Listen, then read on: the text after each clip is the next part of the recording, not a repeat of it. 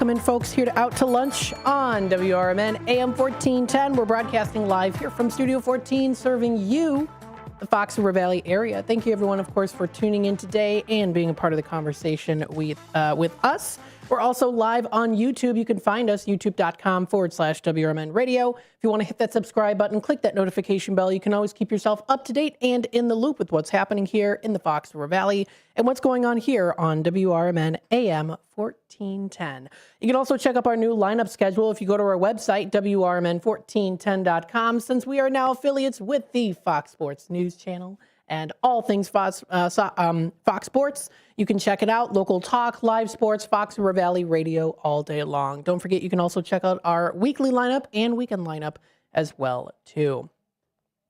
I want to start off with the segment here by talking a little bit here about a particular show that's coming up as well. You know that the theatrical performances are always so lively. They're exciting. They're intriguing. And you always want to kind of set some time to go behind the scenes and get a little taste of what is offered behind the scenes that really does make a performance successful. And we are graciously joined today through Zoom. I've got Trent Stork, who is the co-director. They're calling into the studio today to talk with us about this upcoming performance of South Pacific Show. So thank you so much for joining us today here, Trent. How you doing? I'm great. How are you? I'm doing very well, thank you. So, Trent, introduce yourself for those who don't know who you are. Sure thing. My name is Trent Stork. I am the co-director of South Pacific at the Paramount Theater. I'm also the artistic producer and casting director at Paramount as well. Nice. Awesome.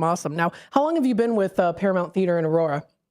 So this October will be 13 years. Oh, nice. Awesome. Yeah. So you've got the experience there. That's nice. Yeah, South Pacific is actually my 28th show on the directing team at Paramount. I started as an assistant and associate 13 years ago, and now I'm directing. That's awesome. So Paramount is describing this particular show. This is called South Pacific. It's described as a classy new way to experience the show. What specifically is new or reimagined about your production? But before we do that, tell us a little bit about what this show is about for folks who don't know. Yeah, so South Pacific takes place in the midst of World War II in a fictional island somewhere in the South Pacific at some point in time during World War II is what it says on the front page of the script. And it's a story of two romances that happen on two of these islands in the South Pacific during the midst of World War II. And a lot of these characters have to face their biases and their racism. Mm-hmm. That they have internalized somehow, and some of them work through that, and some of them don't. But mostly it's a romance on these two islands. It's a Rodgers and Hammerstein score, so it's classic musical theater. Rodgers and Hammerstein are the people who reinvented the American musical and made it what it is today. And it's often described as the most romantic musical of all time. Wow, awesome. So folks who don't know about this musical, this is definitely one that you want to see. So what is specifically new or reimagined about your production while still honoring the original? Yeah, so when you get a classic like Rodgers and Hammerstein, first and foremost, you want to deliver the score. You want to make sure that you deliver these performances that are so iconic and that have made the show stand the test of time, right? So we wanted to make sure we held onto all of that. So it's a gorgeous production. It looks beautiful. Mm-hmm. We have a 15-piece orchestra down in the pit. So live full orchestrations, and we've got really classic voices to sing the score. So holding on to that, but then when you try to put a show in front of a contemporary audience, you want to think about, why do we want to do it now and what can make it ring a little truer to a contemporary audience. So with the Rodgers and Hammerstein score, it usually happens with the casting. Mm-hmm. So, Nellie Forbush is kind of our central character, and she can sometimes feel a little like, oh, I just don't know nothing about nothing, and just kind of mm-hmm. naive, Yeah. And so we wanted to make sure that our female lead felt like a strong personality, right. that she had, mm-hmm. that she has a strength and she has an intelligence, that she's not just naive to the ways of the world. Mm-hmm. Instead, she's an adventure girl who, joined the Navy to see the world. She even says that. She says, I joined the Navy so that I could meet lots of different kinds of of people and see if I like them better than Little Rock. And she says that she's finding out, you know. So holding on to that rather than kind of like a naive girl who, you know, who just says that she doesn't know anything about anything, right? You know, and then Emil, you know, when the person who originated the role of Emil Debec, when he originated the role, he was nearly 60 years old, you know. So a lot of times you see this story portrayed as this like 20-something Nellie falling in love with like a 60-year-old man. And that does sometimes can put a barrier in between really falling in love with these two people falling in love, you know. And what was funny is like reading through the script, Emil is the only person whose age we actually learn for sure in the show. He says, when I was 22 years old, something happened, and then I ran away from that, and then I've been on this island for 16 years, you know? So this man is 38 years old. So I was like, well, that makes that easier. If she's a little bit more mature, and he's not quite so old, you know, and still wanting to put his family back together, still having all of the story points of Emile Debec, but just making that love story a little more cohesive for a contemporary audience was something that we approached too. But the big one is really when we got to our AAPI characters, that as written on paper, Bloody Mary is one of the characters that we first meet, and she on paper is kind of written as a caricature, you know, like her language can be looked at as if she really doesn't seem that smart, or like she's something to be laughed at, right?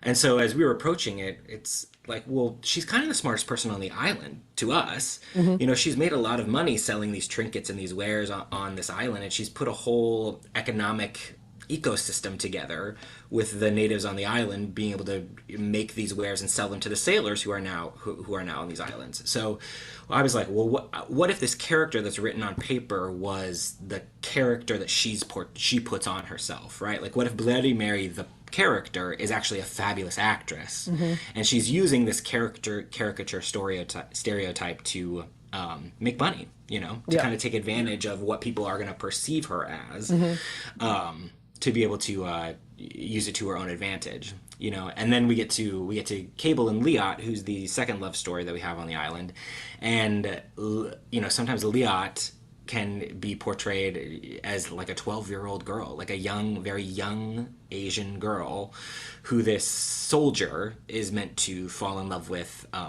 you know, and have a romantic night with. And so it was like, well, we can't do that. Right. We don't want to do that. You know, so let's make sure that she seems really cool. Like, to us, she became like, what if she was the island princess, right? Like, what if she was the person who was like the queen of Bali High, the queen of this island, right? And that it wasn't her being presented to the soldier, but rather if the soldier was being presented to her.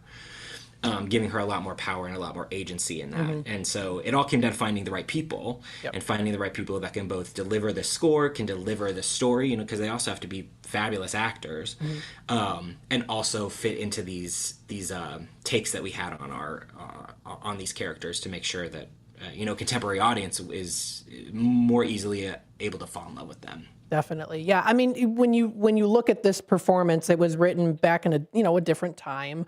Values were different, you know, there were stereotypes, things like that. And so we want to make sure that it's to that contemporary audience where it's enjoyable and it's relatable to the modern day. So I think that definitely is something that's good to keep in mind there too. I know that South Pacific is one of the most beloved classics in musical theater. So tell us a little bit about how, I know you did kind of talk a little bit about, you know, confronts racism, prejudice, and cultural bias head on. I know you did discuss a little bit about some of the changes. Were there other approaches that you did to make these themes feel urgent and contemporary for the audience?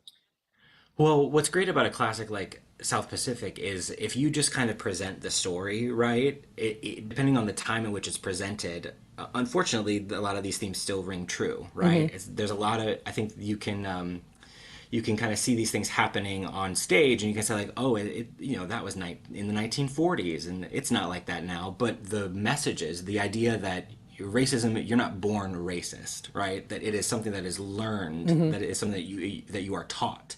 Right, I think that's a great message to just be reminded of at any time in history. And what I really love about South Pacific too is that we see a character that we fall in love with through all of Act One. We fall in love with Nellie first. You know, the first thing she tells us is that she's known as Knucklehead Nellie, and she's a cockeyed optimist, and she's charming and she's wonderful, and you can't help but love her, right?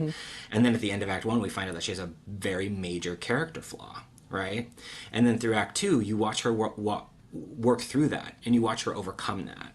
So by the time we get to the end of Act Two, we see a character, someone that maybe we can see in as ourselves, somebody that we really love overcome something like that. And I hope it reminds us that we can too, or someone that we know that is struggling with that, or that we're frustrated with, you know, reminding ourselves that they can overcome that too, that these things are taught, and if they are taught, they can be learned and unlearned. Definitely.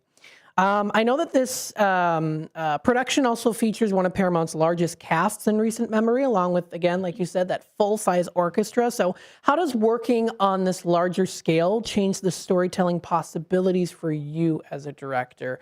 Or even just how has it been working with such a large, larger cast and the full orchestra? How's it been for you? Yeah, I mean, I love a giant cast. You know, I'm a busybody, so it's like I like to have lots to do. So, you know, but what's interesting about South Pacific is like we have this giant cast, but like the whole cast isn't on stage really ever at the same time. It kind of functions a lot like it's like we have our two leads that carry a lot of our show. There's a lot of the show we spend with two people on stage most of the time, you know, and then we get to the sailor ensemble, and then we've got all these sailors that are coming out to sing Ain't Nothing Like a Dame. And then we've got this whole cast of nurses that come out and sing Wash That Man Right Out of My Hair and Wonderful Guy. So it almost functions like we've got like 3 to 4 different casts that kind of that kind of rotate through the show, which is really fun, and I think it keeps it really fresh. It feels, you know, it's a Rodgers and Hammerstein score from the 1940s, so it is a longer show, but I think that helps keep it moving and keeps it fresh. And you know, by the time you've spent some time with one group of these characters, a different group comes on, and it keeps it moving. Definitely. Now, as the director of the show, have you had to try to put yourself into the shoes of each individual character to kind of understand what is inside, so that as the director side of things, you can direct the cast members and the characters? Is that something that you do, or is it something that's more of like they're able to do it themselves by researching the specific characters? Yeah, I think like as a director, you know, you part of you wants to play all the parts, right? It's like I'm not an actor and I would never want to be on stage, but that it's like that you have to fall in love with each one of these characters in order to you know, help an actor fall in love with them too, you know. But you know, a lot of the work gets done with really good casting when you've got really great actors that can kind of take that on. And what's great is on this show I have a co-director with me, Devin Hayakawa, who is amazing, and who was my associate for a few shows before we decided to co-direct South Pacific together. And we have a lot of characters who are AAPI, and you know, and there's just so many things that, as much as I feel like I want to be in their shoes, I can't be in their shoes. I can't understand what that's like to be in their shoes. So having Devin alongside who can speak to that and who can speak to that experience has been invaluable. Definitely, that's awesome. And working together as a team is great too. All together in theater is a really, really, really cool experience. Tell us a little bit here too. I know that there are some iconic songs in the performance, like Some Enchanted Evenings. That's an example. So how do you keep those famous musical moments from feeling familiar, but you also kind of have a fresh impact on it as well? A fresh take. I think, you know, again, it kind of comes down to casting, finding the people that can really carry those songs, somebody that you want to listen to and watch do a 4-minute solo, you know, is a heavy load to carry. You know, so it took a long time and it took a lot of effort to find these people, you know, and we weren't gonna cast them until we loved them too. So, but we love every single one of them. It's a incredibly strong cast. Nice. Tell us a little bit about the costumes and the set design. Is the set design something that is a little bit more on the immaculate and really stands out their side of things, or is it something that's a little bit taken back so that the characters can really shine through the performances? Yeah, so what's great is we got to get to deliver on both fronts. We get to have this amazing cast, an amazing orchestra, and then the production design is beautiful as well. It was kind of inspired by the first paragraph of James Michner's book, Tales of the South Pacific. It talks about how we were on this island and we were waiting. We were halfway in the war and halfway out of the war, and most of our time was spent waiting in the heat. That we were bored and our skin was blistering, and so with our scene designer Jeff Kamek, we started talking about having a set that felt that it's like, what would they have done to like get away from the heat? So hanging all this, we thought maybe they would hang all this netting kind of from bamboo, and that kind of gave us a nice little canopy that we could kind of shine lights through, and that kind of capped us off. And then, I love working with an organic set, a set that like is made of plants or that is made of things in the woods or things in or in an organic environment. So we got to do that with this. We actually ended up having over a mile of real bamboo that's in the set. We have over 10,000 rubber bands that make the notches in the bamboo on PVC pipes. That's all painted to look like bamboo, and it's all painted together to look to look cohesive. And then it's like we've got the 1940s, which is one of my favorite eras to costume. So I love the hairstyling that we get to explore there. And then what's nice about South Pacific is there's a lot of military garb, but there's also a part in Act 2 where they put on the Thanksgiving follies. The nurses have made costumes themselves to entertain the troops for Thanksgiving, and so we got to really kind of go crazy there and really showcase our costume design there as well. So that was really fun. Very, very good. I know that Paramount has also built a reputation for Broadway caliber productions, still feel deeply connected to the Aurora community though too. So how does South Pacific fit into Paramount's artistic mission currently right now? Yeah. So when we do our show selection every year, we want to make sure that we are giving a variety of shows that hopefully each show everyone will enjoy, but that we also give some shows to people who that show is going to be their favorite, right? And there's a lot of people in our community that really love the classics. They really love that have been asking for another Rodgers and Hammerstein, and we haven't done one since we did Oklahoma about 10 years ago. So it was time to bring back a Rodgers and Hammerstein classic, and South Pacific felt like the right one. And so we wanted to make sure that part of our community was served in that way, that we're giving them a big, beautiful Broadway classic American musical, right on the heels of the regional premiere of a very contemporary show, Dear Evan Hansen. So we find it best when we give them a mix, and that every show someone's going to enjoy, but each show is going to be somebody's favorite. I love that. That's awesome. So, of course, this is coming up, and if you want to find more information, you can go, well, it's playing right now until June 14th. So you can go to ParamountAurora.com. You can get those tickets. You can find more information. It is posted on their website there. That's, again, ParamountAurora.com. Go to their website. You can check out those tickets. You can even subscribe, bring your group, share more information, and check out, of course, the beautiful cast list there as well, the storyline, and more. Trent, I appreciate you joining us here today. Before we let you go, what do you hope people and audiences can take away from this story?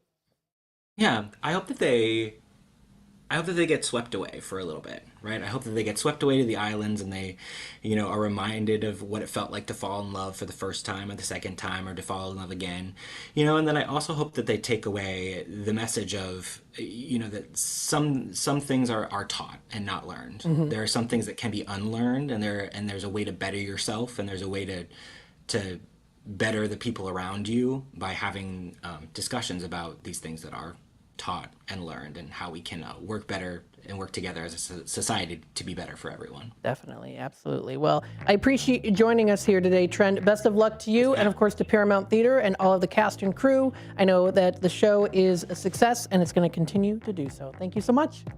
Thanks. Of course. You too. Bye-bye.